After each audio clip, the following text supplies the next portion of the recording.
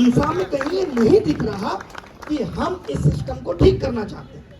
आप बताइए, अगर ये स्कूल व्यवस्था को ठीक करना चाहते हैं तो इनके ही मंत्री राजनाथ सिंह साहब रक्षा मंत्री हैं, वो प्राइवेट स्कूलों का उद्घाटन करने क्यों पहुंच रहे हैं?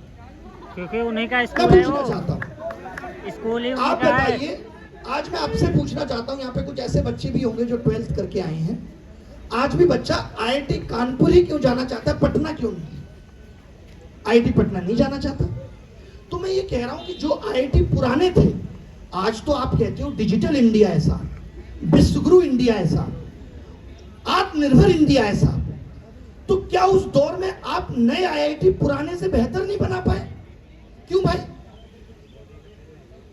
आज 2-2.5 करोड़ लोग 12th पास करके निकल रहे हैं। सोचिए, इन लोगों को पता चल रहा है, अब तो इन 18, 19 साल के लोगों को जब ये पता चल रहा है कि 10,000 करोड़ का घोटाला हो गया प्रधानमंत्री विकास कौशल योजना में। सीएजी रिपोर्ट कहती है ये। आपको पता है विकास कौशल योजना किसके तहत चलती है? स्किल डालने की जिम्मेदारी किसकी है? नहीं पता। सोचिए, ये भी जिम्मेदारी शिक्षा मंत्री की थी। शिक्षा मंत्री की जिम्मेदारी थी कि एजुकेशन में कैसे स्किल डाला जाए, और क्या कमाल का स्किल डाला कि उसमें 10,000 करोड़ का घोटाला है।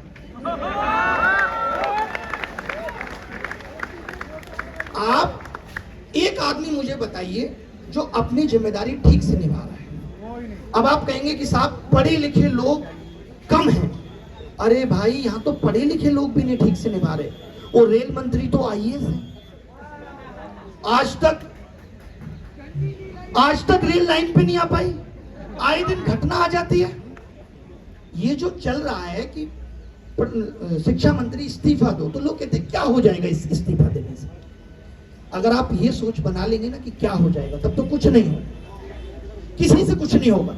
नीट पेपर देने से ही क्या हो जाएगा? डॉक्टर बन जाएंगे ना। डॉक्टर बनने से ही क्या हो जाएगा? 10 साल नौकरी कर लेंगे ना। नौकरी करने से क्या हो जाएगा? शादी हो जाएगी, बच्चे हो जाएंगे। एक दिन तो आपको चले ही जाना, यही सोच लीजिए फिर तो, जब कुछ नहीं होगा किसी चीज से। तो अगर किसी चीज से कुछ होगा ही नहीं, ये सोच लिया जाए। भाई, आज हम कहते हैं ना कि लोगों ने आवाज नहीं उठाई। आवाज कौन नहीं उठाता? सोच किसकी खत्म हो जाती है? जो मर जाता है, जिसका जमीर खत्म नहीं, जिसकी सांसें नहीं रहती। हमारी सांसें, हम बोलेंगे। आज इस प्रोटेस्ट में नहीं आएंगे बिजनेसमैन, उनको पता है कि उन्होंने गलत तरीके से पैसा कमाया है, सरकार ईडी और सीबीआई छोड़ देगी। नहीं आएंगे, नहीं आएंगे नेता आने से डरते हैं कि इनका प्रोटेस्ट खराब हो जाएगा। अगर इस प्रोटेस्ट में कोई भी नेता आ जाए तो ये कह जाएगा, अच्छा वो ये इस पार्टी के लिए हो रहा है। इससे ज्यादा दुखद कुछ नहीं हो सकता। जब मैं भी आ रहा था तो कुछ लोगों ने मुझे कई सारी चीजें दी कि साहब इन चीजों पे बोलना। कुछ लोगों ने मुझे ये भी कहा, पता है, कि अब क्यों जा रहे हो, आंदोलन में दम नहीं है। मैंने कहा तभी तो मेरा फर्ज है कि मैं दम डालूंगा। यही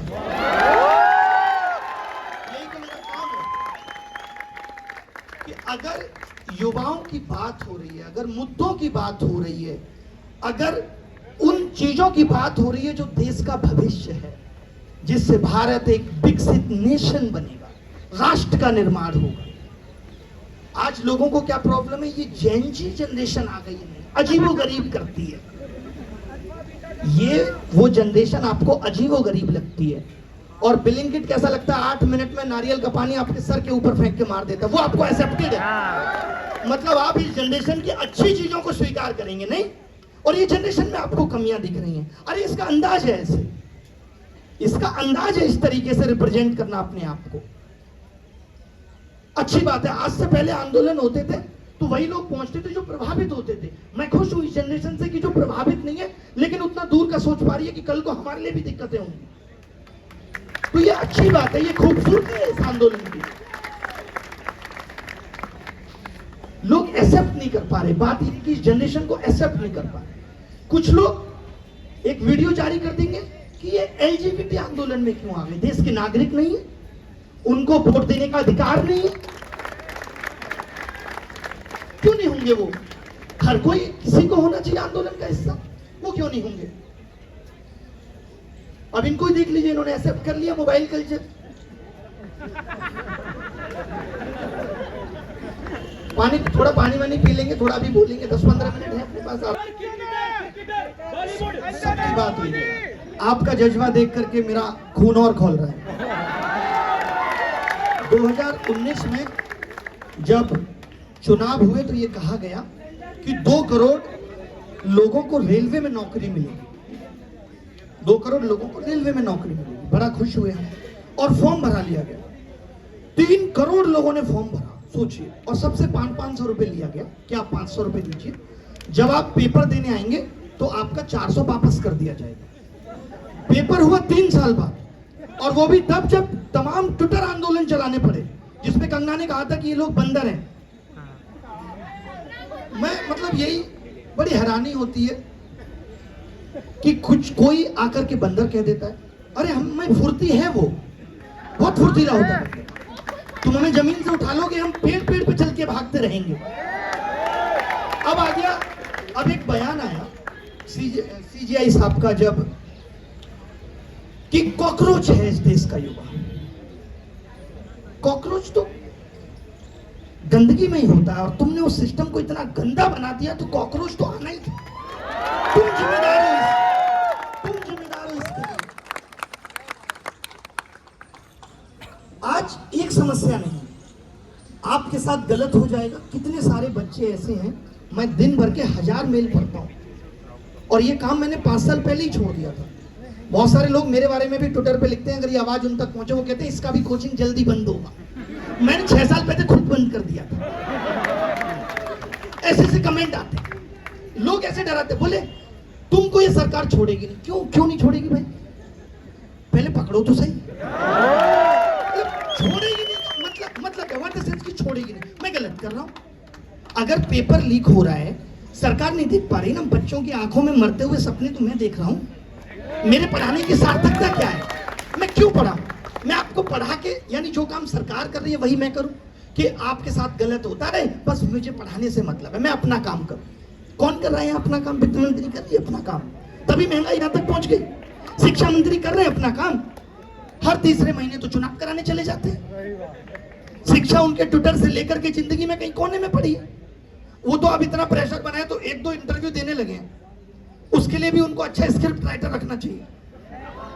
उलूल जुलूल बातें करते हैं कि दहशतगर्दों की मीटिंग, दहशतगर्दों की मीटिंग। मैं ये मान रहा हूं, मुझे इससे खुशी हुई कि कम से कम उनके अंदर दहशत तो आई, टीम से ही आई, लेकिन दहशत आई तो सही,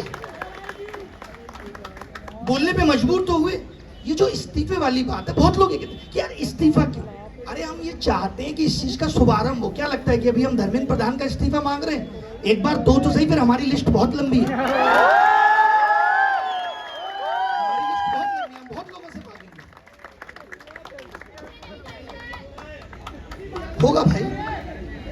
जब आए दिन खाने में मिलावट की खबरें आती हैं, फूड फ्रोजन खिलाया जा रहा है, नकली पनीर पकड़ा जा रहा है, नकली मावा पकड़ा जा रहा है। आज आप जिम जाएं और जिम वाला कहते प्रोटीन ले लो, तो आपके दिमाग में आता है यार प्रोटीन में तो लेड पाया गया था, पता नहीं क्या होगा, लेना चाहिए कि नहीं। हर मोड़ पे हम लोग डर में जी रहे हैं, हर मोड़ पे। तब जाके पता चलता है कि फसाई कौन देखता है? नड्डा साहब देखते हैं, जिन्होंने प्रधानमंत्री के चेहरे के अलावा कुछ देखा ही नहीं। मैं उनको इतना ही जानता था कि प्रधानमंत्री जी कहीं जाते हैं तो मैंने कहा कोई प्रोटोकॉल होता होगा, एक आदमी आता होगा जो उनको अप्रिशिएट करेगा, माला पहनाएगा। मेरे को इतना ही पता था, मुझे नहीं पता था। सोचिए, मैं थोड़ा बहुत फिर भी पढ़ता हूं, तब मुझे पता चला ये आदमी हेल्थ मिनिस्टर भी,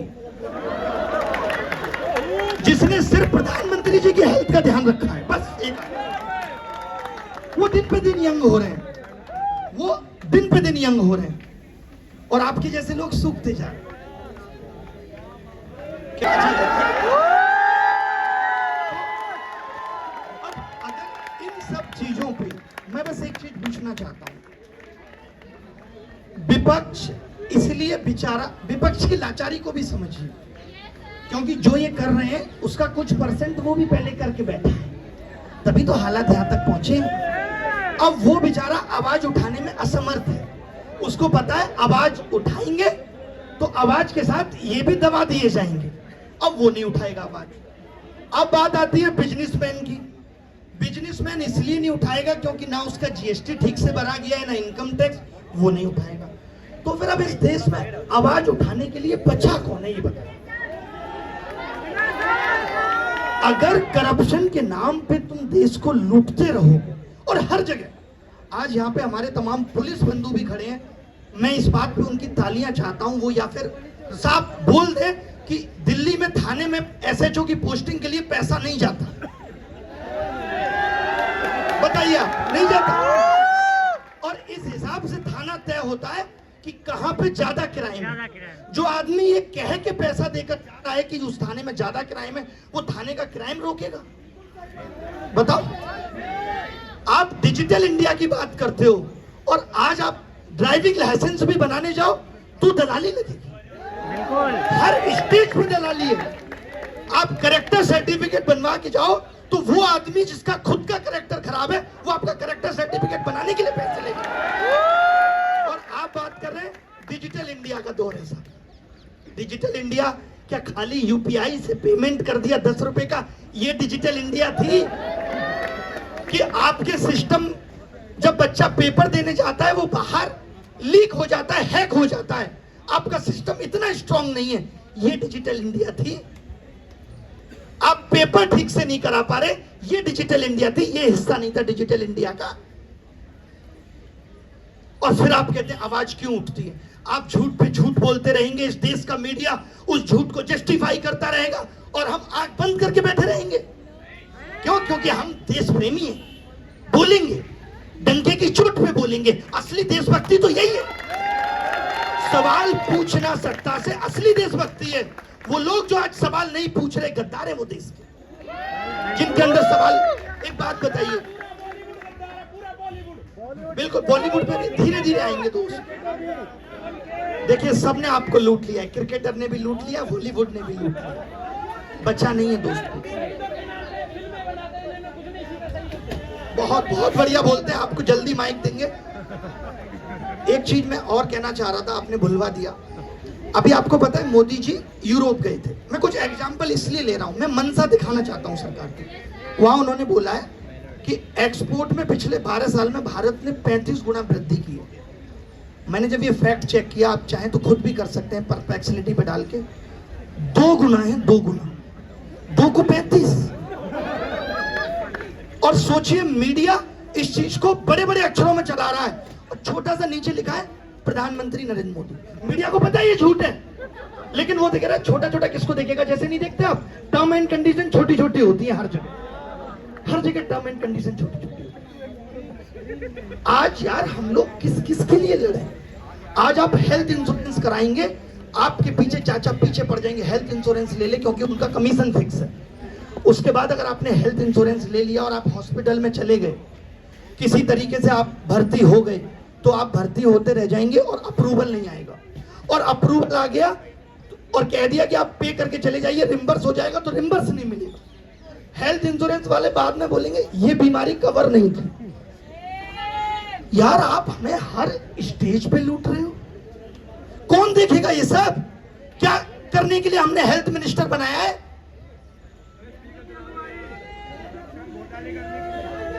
बताइए।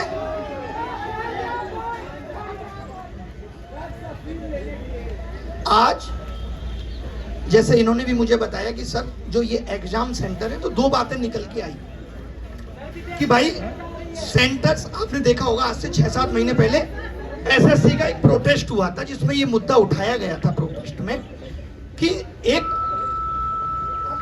एफिलिएशन बोर्ड बनना चाहिए जिसकी निगरानी में सेंटर्स अच्छा काम करेंगे।